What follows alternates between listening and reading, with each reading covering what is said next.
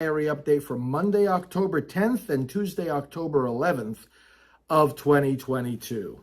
Okay, so Monday, October 10th was Columbus Day. I was here at the office, did early work at my desk, administrative phone calls, staff briefings, and individual meetings with staff. And then at 10 a.m., I did the Mass live for Columbus Day, and a nice audience as usual, participants and the congregation online.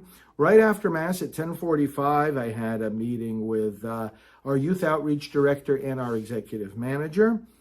Then at 11:45, took our videographer Kurt out to lunch together with our executive director Janet. Kurt is here with us for 2 days, doing video work in the studio and upgrading some of our equipment. Got back from lunch, continued to do work at my desk, preparing for some upcoming broadcasts and working on things like approving appeals, preparing and approving flights for upcoming trips, preparing radio segments for pre-tape, approving mail responses for inquiries into Priests for Life on various topics as part of the training of our new correspondence associate, preparing for upcoming interviews, and approving email blasts.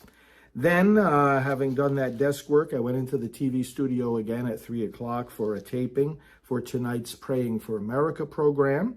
And then right after that taping, came back to my desk, did a few emails, and then went on an hour-long 4 p.m. podcast interview. When that interview was done, I had a meeting at 5 with our travel coordinator, a person here on staff that receives all the invitations for me and our other speakers, and we talked about upcoming trips. Took my evening walk, had some phone calls, had dinner here at my office, had to do a few errands in town to pick up some things, signed some cards later for donors, and that was the end of the day on Monday the 10th. Tuesday the 11th, up early, did the recorded Mass in the studio, administrative phone call during breakfast, and staff briefing at 8:30. Work at my desk, some individual meetings with staff at 10 o'clock. Had an interview for a freelance journalist with Christianity Today. That lasted until 10:30. Did some email work at my desk, and including preparations for upcoming radio shows, preparations for an upcoming Zoom call, national Zoom call with clergy that we do each month, and preparing for some upcoming interviews. At 11 o'clock, I had an hour-long Zoom meeting with the Abortion Recovery Coalition. I'm part of that as pastoral director of both Rachel's Vineyard and Silent No More, and these are leaders of various ministries that bring healing after abortion.